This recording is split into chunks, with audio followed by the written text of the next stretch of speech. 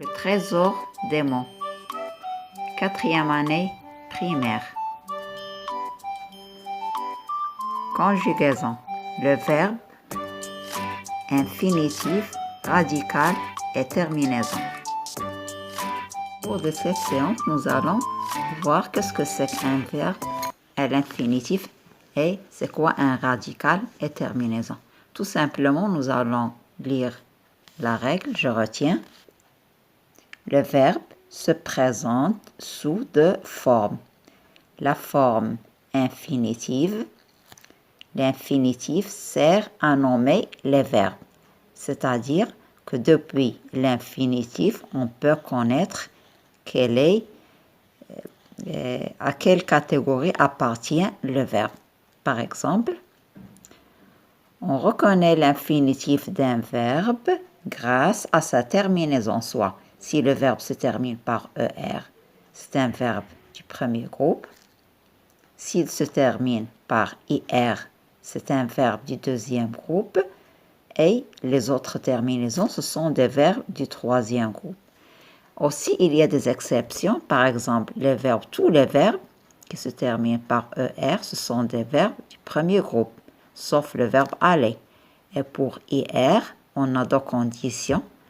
Il faut qu'il se termine par IR et il faut qu'il fait à la première personne du pluriel ils sont avec, c'est-à-dire lorsqu'on utilise le pronom personnel nous. Par exemple, le verbe finir.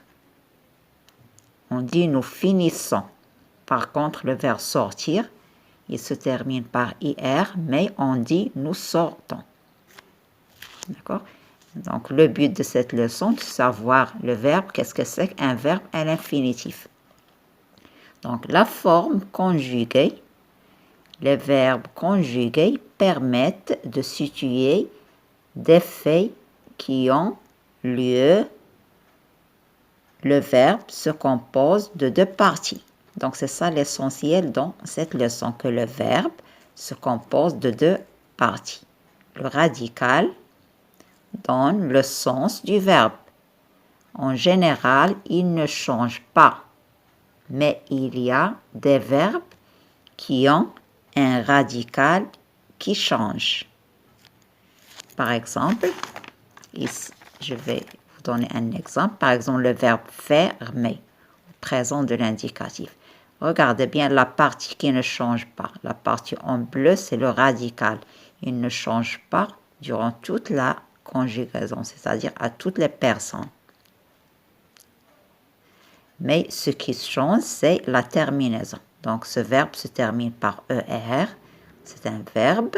On peut le situer parmi les verbes du premier groupe. Ici, la terminaison E, ES, E, ONS, EZ, ENT. Donc, ce verbe, il est conjugué.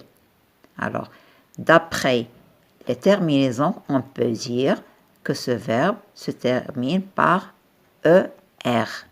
Donc, l'infinitif de ce verbe, c'est fermer.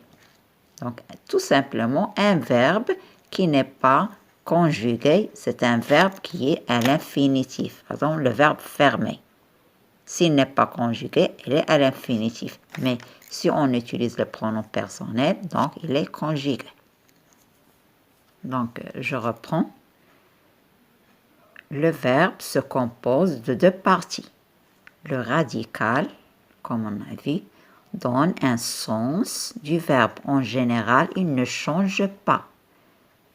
Mais il y a des verbes qui ont un radical qui change. Par exemple, le verbe aller. On dit je vais, tu vas, il va, nous allons, vous allez, ils vont. Alors, comme vous entendez, il y a un changement de radical. Parce que c'est un verbe du troisième groupe et tous les verbes du troisième groupe, on les appelle des verbes irréguliers, c'est-à-dire ils changent de radical.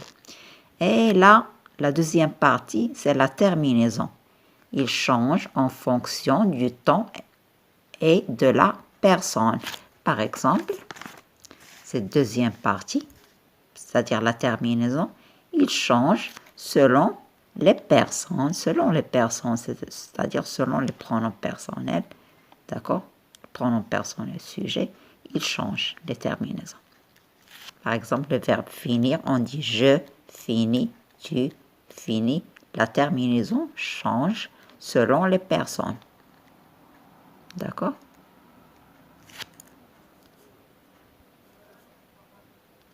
Donc, je reprends.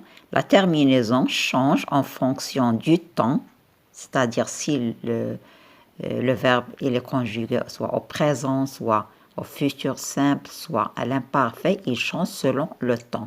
Et la personne, c'est-à-dire selon le sujet. Par exemple, nous sortons. Comme vous voyez, on dit nous sortons, ils sortiront. Donc, les terminaisons changent selon les personnes.